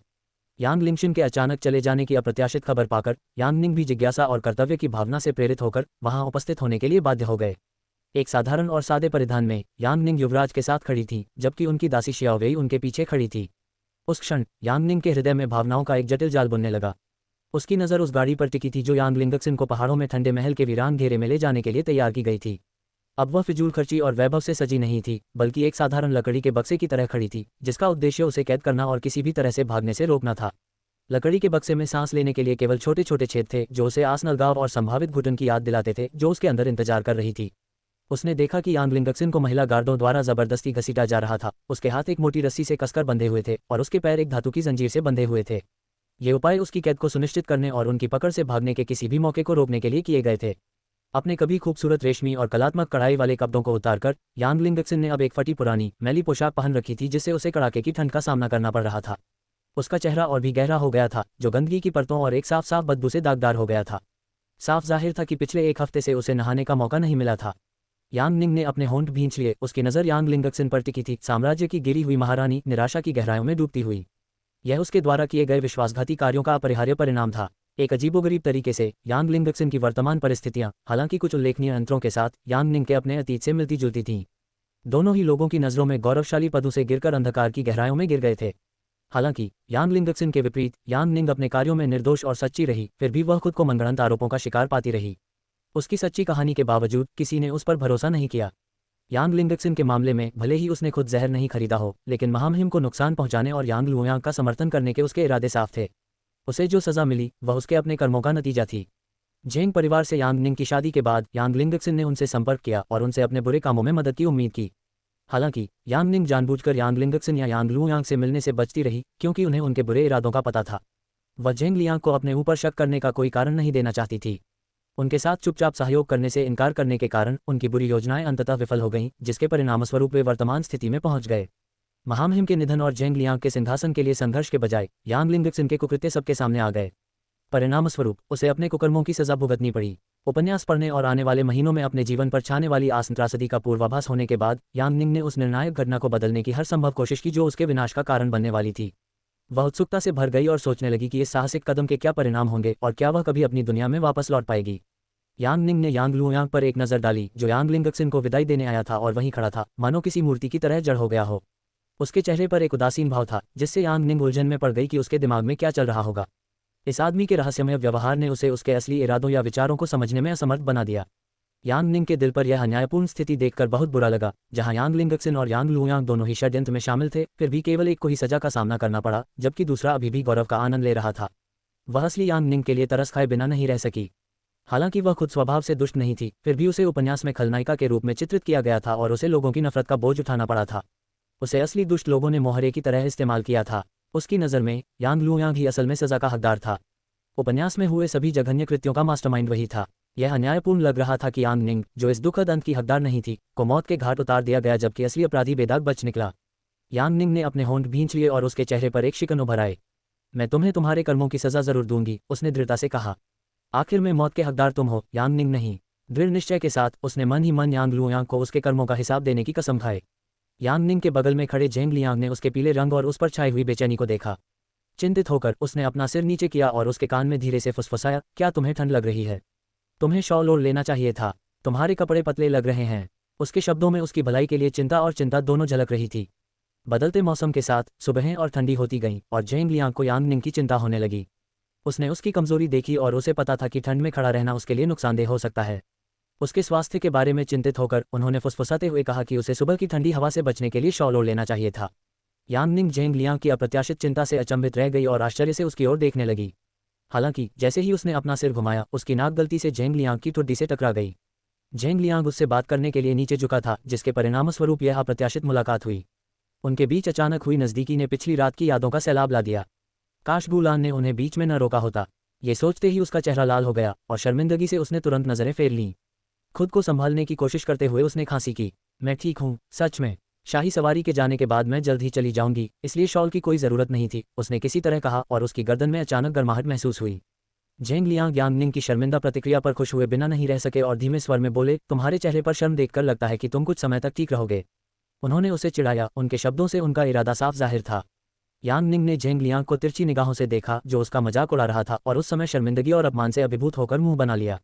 कल रात के बारे में सोचकर उसे कभी अंदाजा भी नहीं था कि कल रात उसे ऐसी मुसीबत में फंसाना पड़ेगा। उसकी हरकतों की वजह से उसे प्यास बुझाने के लिए 2 गिलास ठंडा पानी पीना पड़ा। कितना अपमानजनक। यांग निंग झुंझलाहट से भर गई और अपना ध्यान यांग लिंगक्सन के जाने की व्यवस्था पर केंद्रित कर दिया। जियाओ वेई, जो यांग निंग के पीछे खड़ी थी और अनजाने में उस जोड़े की बातचीत सुन रही थी, शर्मिंदगी से उसके कान जलने लगे। वह यांग निंग के साथ यांग लिंगक्सन को विदाई देने आई थी। उसे कभी उम्मीद नहीं थी कि यांग निंग और जेंग लियांग के बीच इतनी अंतरंग बातचीत होगी। जियाओ वेई जैसी युवा युवती के लिए बातचीत की तीव्रता बहुत अधिक थी, जिसे देखना उसके लिए लगभग असहनीय था। देखो, वह महिला जिसकी उपस्थिति मात्र से सभी लोग श्रद्धा से झुक जाते थे, अब उसे शाही रक्षकों द्वारा बलपूर्वक घसीटा जा रहा है। ये कितना शर्मनाक है। यांग लिंगक्सन की दयनीय स्थिति को देखते हुए एक मंत्री ने फुसफुसाया। फिर भी सभी के बीच प्रचलित धारणा यही थी कि उसने ये दुर्भाग्य स्वयं अपने ऊपर लाया है। उसने अपनी महत्वाकांक्षा को अपने अंदर समा जाने दिया और महामहिम को जहर देने की दुस्साहसिक कोशिश में अपने सुखी वैवाहिक जीवन को तहस-नहस कर दिया। अगर उसने अपने अतृप्त लालच पर लगाम लगाई होती तो वह विलासिता का जीवन जी सकती थी और साम्राज्य की पूजनीय महारानी के रूप में सभी का सम्मान अर्जित कर सकती थी। यांग लिंगक्सन को विदाई देने के लिए एकत्रित हुए गमगीन लोगों के बीच धीमी फुसफुसाहटें हवा में व्याप्त थीं, मानो दर्शक विदाई नहीं दे रहे थे, बल्कि उत्सुकता से उसके महल से निष्कासन को देख रहे थे, जिसे उजाड़ ठंडे महल में निर्वासित किया जाना तय था, जहां उसका एकाकी और वीरान अंत होगा। रास्ता साफ करो, महामहिम आ रहे हैं। जब मंत्री यांग लिंगक्सन का मजाक उड़ा रहे थे और एक तरफ इकट्ठे होकर गपशप कर रहे थे, तभी शाही रक्षक, जो पूरी निष्ठा से महामहिम की सेवा कर रहे थे, आगे बढ़े और एक दृढ़ घोषणा के साथ शोरगुल को विराम दिया। क्षण भर में मंत्रीगण तेजी से तितर-बितर हो गए और आदरपूर्वक प्रतीक्षा में खड़े होकर महामहिम का स्वागत करने के लिए तैयार हो गए। सम्राट जेंग हुआन के सिंहासन की ओर बढ़ते ही, जो सभा का नेतृत्व करते हुए उनके लिए सावधानीपूर्वक तैयार किया गया था, उन्होंने अपना अपना स्थान ग्रहण कर लिया। मंत्रियों ने गहरी श्रद्धा के साथ झुककर देश के शासक को अपना अभिवादन प्रस्तुत किया। यू लिंग, आदरणीय प्रधान दरबारी महिला, जिन्होंने महामहिम की सेवा का दायित्व संभाला था, ने जेंग हुआन का हाथ कोमलता से थाम लिया। अविचल ध्यान से उन्होंने उन्हें उनके सिंहासन आसन की ओर निर्देशित किया, ये सुनिश्चित करते हुए कि हर कदम अत्यंत सावधानी से उठाया जाए ताकि वे आराम से बैठ सकें। अपनी निरंतर रिकवरी की नाजुकता को समझते हुए उनकी कमजोर अवस्था ने उन्हें स्वतंत्र रूप से चलने में असमर्थ बना दिया। यांग निंग ने बूढ़े सम्राट के पीले रंग, फटे होठों और कुल मिलाकर बीमार दिखने पर चिंता से देखा। फिर भी पिछली बार की तुलना में जब उसने उन्हें देखा था, उनकी हालत में काफी सुधार हुआ था। अब वे सहारे से उठ पा रहे थे और उन्हें अब लगातार बिस्तर पर आराम करने की जरूरत नहीं थी। उस हल्की ठंडी सुबह जब वह गंभीर सभा में उपस्थित हुआ तो उसने मोटे कपड़े पहने हुए थका हुआ सा दिखाई दे रहा था। हालांकि उसकी शारीरिक कमजोरी के अलावा यह भी स्पष्ट था कि यांग लिंगशन के विश्वासघात की खबर ने उसे गहराई से प्रभावित किया था और उसके चेहरे पर एक स्पष्ट प्रभाव छोड़ गया था। मास्टर जियांग द्वारा उपचार के बावजूद सम्राट के स्वास्थ्य में उल्लेखनीय सुधार होना चाहिए था, लेकिन यांग लिंगक्सन के विश्वासघात और उसकी हत्या के प्रयास का पता चलने पर उनकी हालत और बिगड़ गई। उनकी रिकवरी की गति उम्मीद के विपरीत धीमी हो गई। मास्टर जियांग के अनुसार सम्राट के स्वास्थ्य में गिरावट का कारण यांग लिंगक्सन के विश्वासघात के बारे में जानकर उन्हें लगा गहरा सदमा था। सम्राट को इस चौंकाने वाली खबर को समझने और उससे निपटने के लिए समय चाहिए था, जिससे उनकी समग्र प्रगति बाधित हो रही थी। जैसे ही जेंग हुआंग अपनी सीट पर बैठा, उसके होंठों से एक हल्की सी खांसी निकली और यांग लिंगक्सन की वर्तमान हालत देखकर उसके दिल में एक गहरा दर्द दौड़ गया। फटे पुराने मैले कपड़ों में लिपटी वह पहचान में नहीं आ रही थी, उस औरत से बिल्कुल अलग जिस पर उसने कभी स्नेह और लाड़ प्यार लुटाया था। यह एहसास उस पर गहरा असर कर रहा था। इस औरत ने न सिर्फ उसे धोखा दिया था, बल्कि उसकी दर्दनाक लंबी मौत की एक भयावह इच्छा भी पाल रखी थी। जिस इंसान को वह कभी बहुत प्यार करता था, उसके द्वारा की गई ऐसी क्रूरता के विचार ने उसे संदेह और गहरी चोट पहुंचाई। वह सोच रहा था कि वह अपने ही पति के खिलाफ ऐसा जघन्य कृत्य कैसे कर सकती है। यांग लिंगक्सिन के काले रहस्यों को जनता के सामने उजागर करने से पहले झेंग लियांग ने सच्चाई का खुलासा करने के लिए उसके साथ एक निजी बैठक की मांग की। जब झेंग लियांग ने उसे निर्विवाद सत्य और ठोस सबूत पेश किए तो शुरू में उसे स्वीकार करने में थोड़ी मुश्किल हुई। सबूत इतने भारी थे कि उन्हें नकारा नहीं जा सकता था या यूं ही नजरअंदाज नहीं किया जा सकता था, ठीक वैसे ही जैसे यांग लिंगक्सिन ने पहले की गलतियों को अक्सर नजरअंदाज कर दिया था और उसे सजा से बच निकलने दिया था। हालांकि इस बार मामला अलग था। यांग लिंगक्सिन ने सिर्फ एक गलती नहीं की थी, उसने एक गंभीर अपराध किया था जिसके लिए न्याय और जवाबदेही जरूरी थी। सबूतों ने एक भयावह तस्वीर पेश की जिससे झेंग हुआन के पास अपनी पत्नी के विश्वासघात की दर्दनाक सच्चाई का सामना करने के अलावा कोई विकल्प नहीं बचा। स्थिति की पीड़ा से अभिभूत झेंग हुआन खुद को यांग लिंगक्सिन की सजा का फैसला करने में असमर्थ पा रहा था। जिस महिला से वह इतने सालों से प्यार करता था उसकी जान लेने का बोझ उसके लिए असहनीय साबित हुआ। इसलिए भारी मन से उन्होंने अंतिम निर्णय लेने की जिम्मेदारी झेंग लियांग को सौंप दी। अपनी भावनात्मक सीमाओं को समझते हुए झेंग हुआन ने यांग लिंगक्सिन के विश्वासघाती कार्यों के उचित परिणाम तय करने के लिए अपने बेटे, जो साम्राज्य का युवराज भी है, पर भरोसा किया। ये निर्णय आवश्यकता और उसके अपराधों की कठोर वास्तविकता के साथ उसके स्नेह को संतुलित करने के लिए किए गए एक विशाल संघर्ष से उत्पन्न हुआ था। इतने दिनों बाद कमजोर और बीमार झेंग हुआन को देखकर यांग लिंगक्सिन अपनी भावनाओं को रोक नहीं पाए। उसकी दबी हुई भावनाओं का सैलाब उमड़ पड़ा और वह घुटनों के बल गिर पड़ी और बेकाबू होकर रोने लगी। आंसुओं के बीच उसने उसे पुकारा, उसकी आवाज़ पीड़ा और निराशा से भरी थी। महाराज, वह विलाप करती हुई बोली, उसकी चीखें पीड़ा से छाती पीटते हुए उसकी कमजोरी से गूंज रही थीं। मैंने बहुत बड़ा पाप किया है, कृपया अपने हृदय में मुझे क्षमा करने का साहस कीजिए। मैं अपने प्यारे पति को, जिनसे मैंने जिंदगी भर प्यार किया है, नुकसान पहुंचाने की हिम्मत कैसे कर सकती हूँ। उसने दुख से कांपती आवाज़ में विनती की, मुझे माफ़ी दे दीजिए क्योंकि इसके बिना मुझे मौत में भी चैन नहीं मिलेगा। सिसकते हुए वह लगातार बोलती रही और पश्चाताप से भर गई। मैं लालच में डूबी हुई थी, सब कुछ होते हुए भी मैं तुम्हारे अविभाजित ध्यान और प्रेम के लिए तरस रही थी। मुझे डर था कि झेंग लियांग के राजगद्दी पर बैठते ही मैं महल में अपना रुतबा और तुम्हारा स्नेह खो दूंगी। जैसे जैसे उसने अपना सिर जमीन पर झुकाया उसकी चीखें तेज और पीड़ादायक होती गईं। मुझे माफ़ कर दो प्लीज़, उसने गिड़गिड़ाते हुए कहा। उसकी विनती में दुख और हताशा की गूंज थी। झेंग हुआन की पीड़ा साफ झलक रही थी, उसका दिल टुकड़ों में बिखर रहा था। अपने दर्द को दबाते हुए उसने खुद को संभाला और ठंडे उदासीन स्वर में बोला, उसकी आवाज़ में माफ़ी का जरा भी नामोनिशान नहीं था। क्या तुम मेरी क्षमा के पात्र हो? क्या तुम सचमुच मानते हो कि तुम इसके योग्य हो? उसने तीखे स्वर में पूछा। तुमने महल में सत्ता और धन के मायावी आकर्षण के लिए अपना सब कुछ कुर्बान कर दिया, उसने कटु स्वर में कहा। तुमने खुशी और विलासिता का जीवन स्वेच्छा से त्याग दिया और अपना सब कुछ दुष्ट शक्तियों के हवाले कर दिया। यांग लिंगशिन, मैं तुम्हें कभी माफ़ी नहीं दूंगा, यही तुम्हारी सज़ा है, उसने तिरस्कार से भरे शब्दों में कहा। तुम ठंडे महल की वीरान चारदीवारी में अकेले और अलग थलग मुरझा जाओगे। वहाँ तुम उस सुख और वैभव को याद करोगे जो मैंने तुम्हें कभी दिया था, और उस बर्बादी का शोक मनाओगे जो तुमने खुद पर लाई थी। मैं चाहता हूँ कि ये दिन तुम्हारी हर सांस में रहे, एक ऐसा पछतावा बनकर जो तुम्हारे आखिरी पलों तक तुम्हारे साथ रहे। शत्रुता से भरे भाव से उसने हाथ हिलाकर पहरेदारों को आदेश दिया, उसे ले जाओ, मेरी नज़रों से दूर करो। उसे ठंडे महल में डाल दो और हमेशा के लिए वहीं कैद कर दो। उसके आदेश की अंतिमता हवा में लटकी हुई थी, जिसने यांग लिंगक्सिन के भाग्य को उस उजाड़ जेल की सीमाओं के भीतर सील कर दिया था जो उसका इंतजार कर रही थी। यांग लिंगक्सिन का दिल टूट गया, उसकी पूरी जिंदगी उसकी आंखों के सामने बिखर गई। वह आदमी जिसने कभी उससे प्यार किया था और उसकी तारीफों से उसे सजाया था, अब उसे घृणा और तिरस्कार भरी नज़रों से देख रहा था। वह लगातार सिसक रही थी, लेकिन उसके आंसुओं का उस पर कोई असर नहीं हुआ। इससे पहले कि वह कुछ बोल पाती, महिला पहरेदारों ने उसे जबरदस्ती पकड़ लिया, घसीटते हुए उसे उठाया और लकड़ी की गाड़ी की ओर घसीटते हुए ले गईं, जो चलती फिरती जेल की तरह थी। जैसे ही उसे घसीटा जा रहा था, उसकी आंखें यांग लुयांग की बेशर्म और षड्यंत्रकारी निगाहों से टकरा गईं। उसकी कायरता और धोखेबाजी की हद का एहसास होते ही उसे घृणा से भर दिया। उसने खुद को उसकी कल्पना से कहीं ज्यादा धूर्त साबित कर दिया था। दांत पीसते हुए उसने उसकी आंखों भरी आंखों में चुनौती से देखा और मन ही मन कहा, तुम्हारा भी यही हश्र होगा, बस इंतजार करो और देखो। इन अंतिम शब्दों के साथ पहरेदारों ने उसे जबरदस्ती लकड़ी की गाड़ी में ठूंस दिया, उसे महल से अलग कर दिया और अंधेरे की आड़ में उसे दूर ले गए, ये सुनिश्चित करते हुए कि सूरज के आकाश में आने से पहले वह महल के मैदान से बहुत दूर चली जाए। एक गहरी सांस के साथ यांगनिंग ने यांग लिंगक्सिन को महल से जाते हुए देखा और महसूस किया कि कैसे किसी के अपने कार्यों से एक बार के शानदार अस्तित्व को बर्बाद किया जा सकता है। यांग लिंगक्सिन के साथ हुए इस भयावह अंत को देखकर यांगनिंग ने मन ही मन ठान लिया कि वह उपन्यास के असली खलनायक यांग लुयांग का भी यही अंत सुनिश्चित करने के लिए हर संभव प्रयास करेगी। वह उसके विश्वासघाती कृत्यों का न्याय करने और उसे वह परिणाम भुगतने के लिए दृढ़ थी जिसका वह हकदार था। तभी यांगनिंग की आत्मा को शांति मिल सकेगी और उम्मीद है कि वह अपनी उस दुनिया में वापस लौट सकेगी जिसकी वह निवासी है।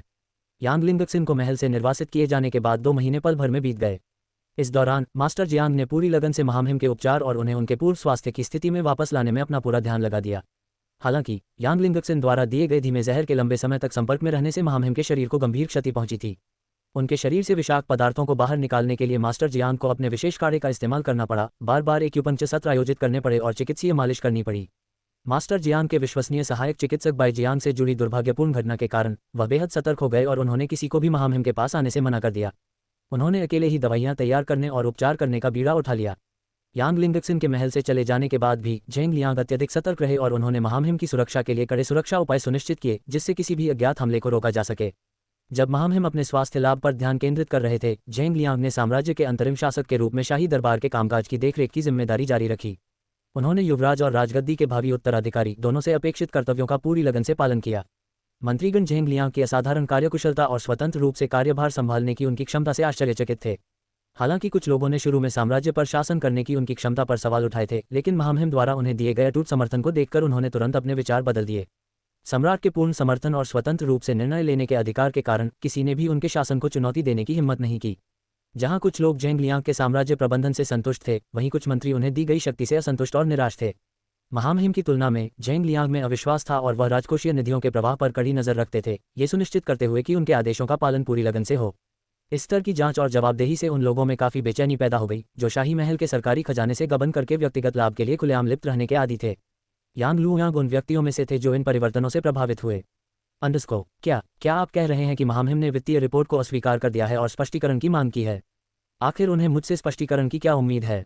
अपने कार्यालय में बैठे यांग लुयांग ने यह समाचार पाकर अपने अधीनस्थ पर चिल्लाया कि झेंग लियांग को सौंपी गई उनकी वित्तीय रिपोर्ट अस्वीकार कर दी गई है। यांग लुयांग की डांट से साफ तौर पर घबराए उस आदमी ने अपना सिर नीचे कर लिया। घबराहट में उसने अपने होंठ भींचे और जवाब दिया, महामहिम ने एक विस्तृत वित्तीय रिपोर्ट मांगी है जिसमें ज्यादा खर्चों का स्पष्टीकरण भी शामिल हो। उन्होंने हमें उन खर्चों की रसीदें भी संलग्न करने और उनके आवंटन की जानकारी देने का निर्देश दिया है। जानकारी को समझते हुए यांग लुयांग के चेहरे पर तिरस्कार का भाव आ गया। इससे पहले महामहिम ने कभी खर्चों के लिए स्पष्टीकरण नहीं मांगा था और रिपोर्टों को ज्यों का त्यों स्वीकार कर लिया था। झेंग लियांग अब शाही दरबार में वित्तीय विभाग के प्रधानमंत्री के रूप में उनके अधिकार और शक्ति पर सवाल उठा रहे थे, ये बात उन्हें अविश्वसनीय लगी। यांग लुयांग का गुस्सा भड़क उठा और उसका चेहरा गुस्से और अपमान के मिले जुले भाव से लाल हो गया। उसे यह बेहद अपमानजनक लगा कि उससे मामूली खर्चों के बारे में विस्तृत रिपोर्ट मांगी जा रही है। गुस्से में आकर यांग लुयांग ने दस्तावेज को जमीन पर पटक दिया, उसकी विषय वस्तु पर ध्यान दिए बिना। उसने सीधे उस व्यक्ति की ओर इशारा किया जिसने संदेश दिया था। उसकी आवाज़ निराशा से उबल रही थी। महामहिम को बता दो कि शाही दरबार में कामकाज इसी तरह होता है। मुझे उन्हें खुश करने के लिए मामूली रसीदें इकट्ठा करने से कहीं ज्यादा जरूरी काम निपटाने हैं। जाओ और इसे मेरी अंतिम रिपोर्ट के रूप में भेज दो। उसने हाथ हिलाकर बात को खारिज कर दिया। वह साम्राज्य का सम्राट भी नहीं है और केवल महामहिम के प्रतिनिधि के रूप में कार्य कर रहा है। यांग लुयांग को यह बात विशेष रूप से क्रोधित करने वाली लगी कि इतने अस्थायी पद पर बैठा कोई व्यक्ति उसके कार्यों पर सवाल उठाने और इतनी सावधानीपूर्वक रिपोर्टिंग की मांग करने का साहस कैसे कर सकता है। यांग लुयांग की बातें सुनकर वह आदमी एक पल के लिए स्तब्ध रह गया, लेकिन फिर उसने जल्दी से खुद को संभाला, जमीन से दस्तावेज उठाए और उन्हें ध्यान से पोंछकर सम्मानपूर्वक कार्यालय से बाहर निकल गया। रिपोर्ट लेकर चुपचाप जाते हुए उस आदमी को देखकर यांग लुयांग के मुंह से एक ठहाका निकला। उसकी हताशा साफ दिखाई दे रही थी। उसने धीरे से बुदबुदाया, क्या झेंग लियांग को सच में यकीन है कि मैं उसकी सारी मांगें मान लूंगा? भले ही उसके पास युवराज की उपाधि हो, उसे यह समझना चाहिए कि हमारे समर्थन के बिना उसका अधिकार निरर्थक है। थोड़ी देर बाद जब यांग लुयांग अपने दफ्तर में आराम कर रहा था, वह आदमी अचानक वापस आ गया। उसके हाथ में फाइल थी जिससे उसकी दोपहर की कीमती नींद में खलल पड़ गया। चौंककर और चिढ़कर यांग लुयांग उस पर चिल्लाया, तुम यहाँ फिर क्या कर रहे हो और तुम फाइल अपने साथ क्यों लाए हो? उस आदमी ने हिचकिचाते हुए जवाब दिया, उसकी आवाज़ में बेचैनी थी। मैंने आपका संदेश महामहिम तक पहुंचा दिया है। हालांकि उन्होंने मुझे आपको सूचित करने का निर्देश दिया है कि यदि आप उनके आदेशों का पालन करने से इनकार करते हैं और मांगे गए दस्तावेजों के साथ विस्तृत वित्तीय रिपोर्ट प्रदान करने में विफल रहते हैं, तो वे अपने कर्मचारियों को ये कार्य सौंप देंगे। उस स्थिति में मंत्री यांग की कथित व्यस्तता और थकान को देखते हुए वित्त विभाग में उनकी उपस्थिति और जिम्मेदारियां अब आवश्यक नहीं होंगी। यही वह बात है जो महामहिम ने मुझे आपको बताने का निर्देश दिया है, उस व्यक्ति ने निष्कर्ष निकाला। यांग लुयांग पर अपमान की लहर छा गई। उसका चेहरा गुस्से और आक्रोश से लाल हो गया। झेंग लियांग के इतना नीचे गिरने और धमकियां देने की बात से वह उबल पड़ा। उसने एक कड़वी हंसी निकाली जिसमें स्थिति पर निराशा और अविश्वास का मिश्रण था। यांग लिंगक्सिन को सफलतापूर्वक सत्ता से हटाने के बाद झेंग लियांग को लगता है कि उसके पास यांग लुयांग के साथ भी ऐसा ही करने और साम्राज्य पर कब्जा करने की शक्ति है। हालांकि यांग लुयांग हार मानने से इनकार कर देता है। यांग लिंगशिन वाली घटना के बाद भले ही उसने कुछ समय के लिए कदम पीछे खींच लिए हों, लेकिन उसने अपनी महत्वाकांक्षाओं का त्याग नहीं किया है। वह झेंग लियांग को गद्दी से उतारने का दृढ़ निश्चय रखता है ताकि उसकी चुनी हुई कठपुतली सत्ता पर काबिज हो और साम्राज्य पर राज करे। यांग लुयांग ने अपनी मुट्ठी कसकर भींच ली। उसे एहसास हुआ कि उसे संयमित होने की जरूरत है। उसने गहरी सांस ली और खुद को याद दिलाया कि जल्दबाजी में कोई कदम न उठाए और अनजाने में झेंग लियांग को बढ़त न दे दे। उसने समझ लिया कि मौजूदा मामला हालांकि निराशाजनक था, उनके बीच बढ़ते संघर्ष का कारण नहीं था। यांग लुयांग ने स्थिति को चतुराई और विवेक से संभालने का संकल्प लिया तथा अपनी लड़ाइयां बुद्धिमानी से चुनी। इसके अलावा अगर झेंग लियांग अपने कर्मचारियों को वित्त विभाग की तलाशी लेने के लिए भेजता तो यह एक बड़ा खतरा बन जाता। यांग लुयांग उन्हें उन महत्वपूर्ण दस्तावेजों पर हाथ डालने की इजाजत नहीं दे सकता था जिन्हें उसने महामहिम से छुपाया था। इस मुद्दे को अपेक्षाकृत छोटा मानते हुए यांग लुयांग ने अपने अधीनस्थ को सख्त निर्देश देते हुए कहा, रिपोर्ट को दोबारा तैयार करें और अनुरोध के अनुसार आवश्यक दस्तावेज शामिल करें। हालांकि अगर यह रिपोर्ट फिर से खारिज कर दी गई तो मैं तुम्हें जिम्मेदार ठहराऊंगा और तुम्हारी अक्षमता के लिए तुम्हें दंडित करूंगा, समझे? वह उस आदमी पर चिल्लाया। आदमी ने भौहें चढ़ाईं, उसकी नज़र हाथ में पकड़ी फाइल पर पड़ी। इस काम का बोझ अब उस पर आ पड़ा था। उसने एक थकी हुई आह भरी और सोचने लगा कि भविष्य में उसके लिए क्या रखा है। माँ, मैं आपके लिए एक गिलास गर्म दूध लाया हूँ। अगर आप इसे पेंगी तो आपको आराम मिलेगा और नींद भी अच्छी आएगी, जियाओवेई ने हाथ में ट्रे यांगनिंग के सामने खड़े होकर कहा। यांगनिंग ने अपनी भौहें सिकुड़ी और आह भरी, उसकी नज़र गर्म दूध के गिलास पर पड़ी। मौसम बदलने और सर्दी आने के साथ जियाओवेई उसे हर रात गर्म दूध लाने के लिए प्रतिबद्ध रही। ये जानते हुए भी कि यांगनिंग को सादा दूध सबसे ज़्यादा नापसंद है, जियाओवेई फिर भी उसके लिए पीने के लिए सादा दूध का एक गिलास ले आए। मैंने तुम्हें 100 बार कहा है, मुझे ये दूध नहीं चाहिए। मुझे बार बार बकरी बनाने की कोशिश करने का क्या मतलब है? क्या यही तुम्हारी गुप्त योजना है, जियाओवेई? यांगनिंग ने झट से कहा, उसकी आवाज़ में उसकी हताशा साफ झलक रही थी। जियाओवेई घबरा गई, उसकी आंखें बड़ी हो गईं और उसने असमंजस में सिर हिलाया। माफ़ करना मिसेज, मेरा वो मतलब नहीं था। महामहिम चाहते हैं कि आप सोने से पहले एक गिलास गर्म दूध पिएं। इससे आपको अच्छी नींद आएगी। यांगनिंग ने अपने होंठ भींच लिए और ठहाका लगाया। वो खुद मेरे कमरे में आने की जहमत भी नहीं उठाता और फिर भी ऐसे बात करता है जैसे उसे सचमुच मेरी परवाह है, उसने धीरे से कहा। उसके शब्दों में संदेह भरा था। यांगलिंगक्सिन की घटना के बाद से महल में ऐसी अराजकता फैल गई है कि इतनी निकटता के बावजूद वे एक दूसरे के चेहरे की झलक भी नहीं देख पा रहे हैं। वह लगातार मंत्रियों और काम में व्यस्त रहते थे, जिससे उनके पास एक साथ समय बिताने का कोई समय नहीं बचता था। जब भी वह खुद को अकेला पाती है, उसका मन हमेशा उस भाग्यशाली रात की ओर चला जाता है, वह रात जो उसके जीवन को कुछ असाधारण में बदलने की क्षमता रखती थी, अगर यांगलिंगक्सिन अचानक चले न गए होते। ये पहली बार था जब उसने अपनी बाधाओं से मुक्त होने और यहाँ अपने जीवन को जेंग लियांग के साथ अपने विवाहित जीवन को अपनाने का संकल्प लिया था। फिर भी भाग्य को कुछ और ही मंजूर था। जेंग लियांग के कक्ष से चले जाने के बाद सुबह महारानी के जल्दी चले जाने की घोषणा के कारण वह रात भर सो नहीं सकी। उसने न केवल अपनी भावनाओं को व्यर्थ में खर्च किया, बल्कि यांगलिंगक्सिन को विदाई देने के लिए उसे एक रात बिना सोए भी रहना पड़ा। वह रात कितनी उथल पुथल भरी और घटनापूर्ण रही। यांगनिंग ने जियाओवेई की तरफ देखा, जो उसे गौर से घूर रही थी। गहरी सांस लेते हुए उसने दूध का गिलास उठाया और तेजी से एक ही घूंट में गटक गई। उसे वापस ट्रे पर रखते हुए उसने गुस्से से कहा, हो गया। लेकिन मेरी बात याद रखना, कल इसे दोबारा लाने की हिम्मत मत करना। मैं इसे पीने से इनकार करती हूँ। अगर आप कल कुछ लाने पर जोर दे रहे हैं तो उसकी जगह शराब ले आइए। इस तरह कम से कम मैं जल्दी सो तो सकूंगा, यांगनिंग ने कहा। जियाओवेई की आंखें चौंककर चौड़ी हो गईं और उसने जल्दी से आसपास का नज़ारा देखा, ये सुनिश्चित करने के लिए कि किसी ने सुन तो नहीं लिया। माँ, कृपया ऐसे शब्द न बोलें, यह उचित नहीं है, उसने चिंता से भरी आवाज़ में चेतावनी दी। एक महिला होने के नाते आपके लिए इस तरह से शराब मांगना उचित नहीं है, जियाओवेई ने सबक सिखाने का प्रयास किया। यांगनिंग ने भौहें चढ़ाते हुए जवाब दिया, क्या बड़ी बात है? क्या मुझे हर चीज़ के लिए जेंग लियांग की अनुमति की ज़रूरत है? बहुत हो गई ये बकवास, बस इसे ले जाओ, मैं थक गई हूँ। उसने हाथ हिलाकर जियाओवेई को दूर भगा दिया। जियाओवेई के जाते ही यांगनिंग थकी हुई सी बिस्तर पर लेट गई और थकान से आह भरी। उफ, ये महल असहनीय रूप से नीरस है। यांगनिंग कराहते हुए बिस्तर पर लेट गई और छत की ओर देखने लगी, उसके पैर जमीन से लटक रहे थे। उसने तकिए को अपनी छाती से कसकर पकड़ लिया और एक गहरी भारी सांस छोड़ी। उसे कभी लगा था कि जेंग लियांग से शादी करके वह अपनी दुनिया में वापस लौट आएगी, लेकिन जैसे जैसे समय बीतता गया उसे एहसास हुआ कि बहुत कुछ बीत चुका है और अब उसके पास अपनी पुरानी जिंदगी में लौटने की कोई उम्मीद नहीं बची है।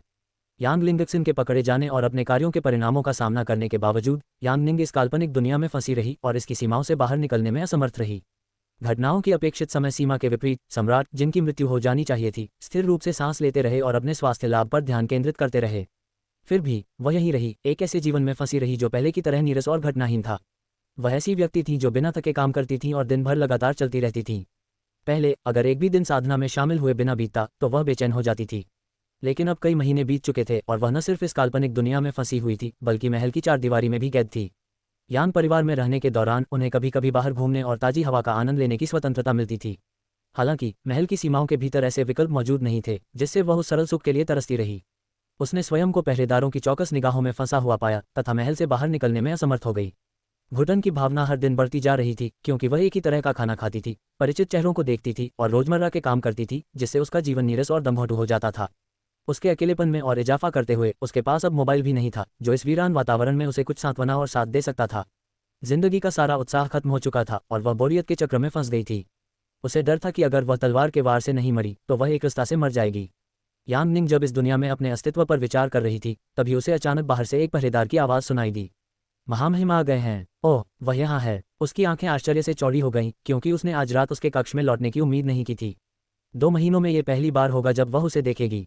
उस खास रात के बाद ये पहली बार होगा जब वे दोनों एक साथ बिस्तर साझा करेंगे।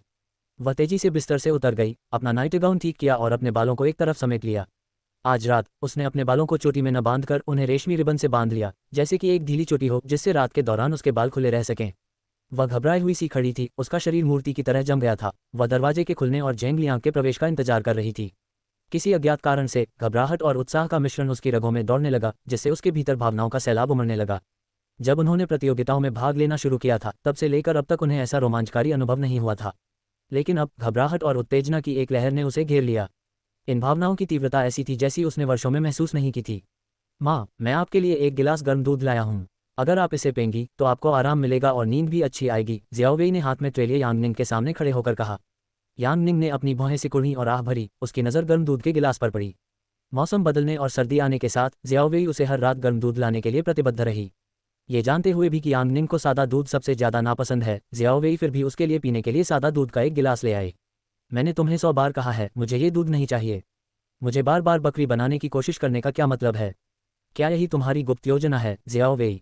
यांगनिंग ने झट से कहा, उसकी आवाज़ में उसकी हताशा साफ झलक रही थी। जियाओवेई घबरा गई, उसकी आंखें बड़ी हो गईं और उसने असमंजस में सिर हिलाया। माफ़ करना मिसेज, मेरा वो मतलब नहीं था। महामहिम चाहते हैं कि आप सोने से पहले एक गिलास गर्म दूध पिएं। इससे आपको अच्छी नींद आएगी। यांगनिंग ने अपने होंठ भींच लिए और ठहाका लगाया। वो खुद मेरे कमरे में आने की जहमत भी नहीं उठाता और फिर भी ऐसे बात करता है जैसे उसे सचमुच मेरी परवाह है, उसने धीरे से कहा, उसके शब्दों में संदेह भरा था। यांगलिंगक्सिन की घटना के बाद से महल में ऐसी अराजकता फैल गई है कि इतनी निकटता के बावजूद वे एक दूसरे के चेहरे की झलक भी नहीं देख पा रहे हैं। वह लगातार मंत्रियों और काम में व्यस्त रहते थे, जिससे उनके पास एक साथ समय बिताने का कोई समय नहीं बचता था।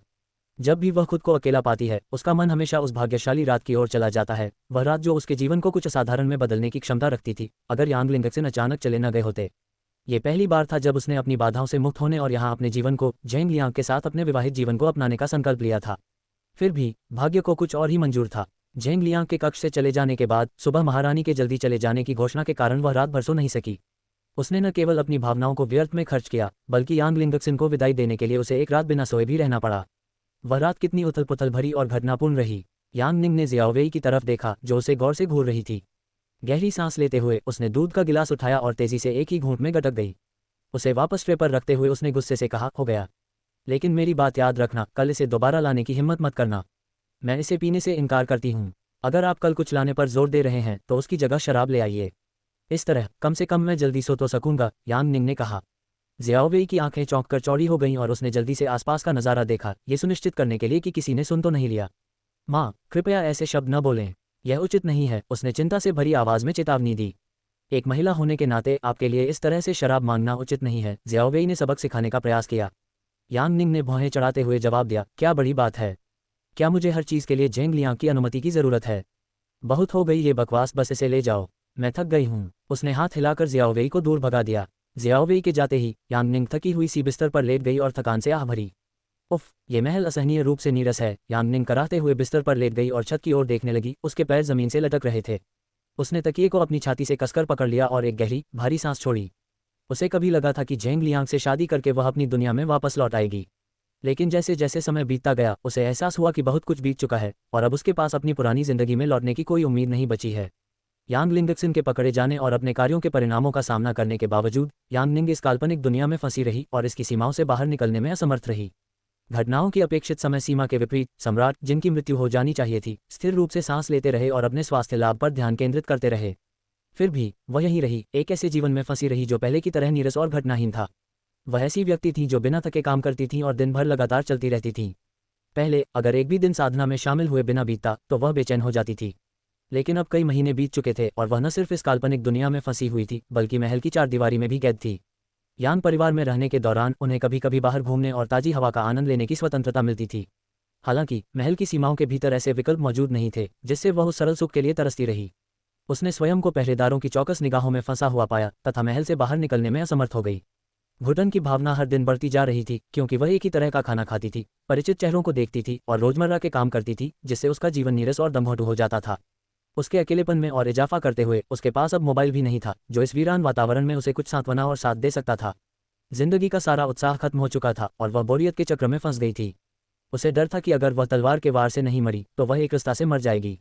यांगनिंग जब इस दुनिया में अपने अस्तित्व पर विचार कर रही थी, तभी उसे अचानक बाहर से एक पहरेदार की आवाज़ सुनाई दी। महामहिम आ गए हैं। ओह, वह यहाँ है। उसकी आंखें आश्चर्य से चौड़ी हो गईं, क्योंकि उसने आज रात उसके कक्ष में लौटने की उम्मीद नहीं की थी। 2 महीनों में ये पहली बार होगा जब वह उसे देखेगी। उस खास रात के बाद ये पहली बार होगा जब वे दोनों एक साथ बिस्तर साझा करेंगे। वह तेजी से बिस्तर से उतर गई, अपना नाइट गाउन ठीक किया और अपने बालों को एक तरफ समेट लिया। आज रात उसने अपने बालों को चोटी में न बांधकर उन्हें रेशमी रिबन से बांध लिया, जैसे कि एक ढीली चोटी हो जिससे रात के दौरान उसके बाल खुले रह सकें। वह घबराई हुई सी खड़ी थी, उसका शरीर मूर्ति की तरह जम गया था। वह दरवाजे के खुलने और जेंग लियांग के प्रवेश का इंतजार कर रही थी। किसी अज्ञात कारण से घबराहट और उत्साह का मिश्रण उसकी रगों में दौड़ने लगा, जिससे उसके भीतर भावनाओं का सैलाब उमड़ने लगा। जब उन्होंने प्रतियोगिताओं में भाग लेना शुरू किया था, तब से लेकर अब तक उन्हें ऐसा रोमांचकारी अनुभव नहीं हुआ था। लेकिन अब घबराहट और उत्तेजना की एक लहर ने उसे घेर लिया। इन भावनाओं की तीव्रता ऐसी थी जैसी उसने वर्षों में महसूस नहीं की थी। यांग निंग की तरह कमरे के बाहर जेंग लियांग भी घबराहट और उत्साह का मिला जुला अनुभव कर रहा था। उनकी आखिरी मुलाकात को काफी समय हो गया था और वह उस पल का बेसब्री से इंतजार कर रहा था जब वह आखिरकार उसे फिर से देख पाएगा।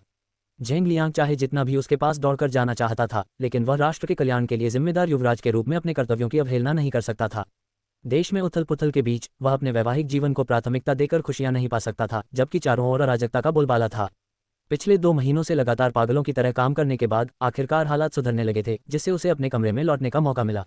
अंदर जाने से पहले उसने नहाना जरूर किया, क्योंकि वह यांग निंग के सामने खुद को साफ सुथरा दिखाना चाहता था। जैसे ही गार्ड ने अपने आगमन की घोषणा की और धीरे से कमरे का दरवाजा खोला, जेंग लियांग ये देखकर दंग रह गया कि यांग निंग उसके सामने खड़ी है। उसकी आंखें उसकी कोमल और मोहक निगाहों से टिकी हुई हैं। कमरा मानो किसी अनकही लालसा से भरा हुआ था, जो हवा में रोमांस की चिंगारी जला रही थी। उस यादगार रात की तरह यांग निंग ने एक नाजुक हल्के नीले रंग का रेशमी नाइट गाउन पहना हुआ था, जिसकी अलौकिक सुंदरता ने जेंग लियांग की सांसें रोक दी।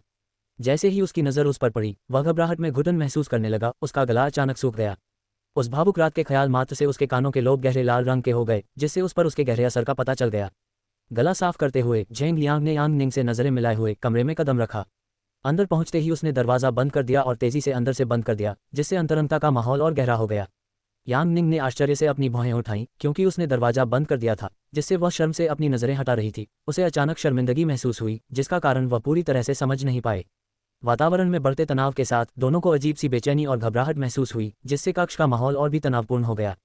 तुम वापस आ गए, यांग निंग ने आश्चर्य और असहजता से भरी आवाज में कहा।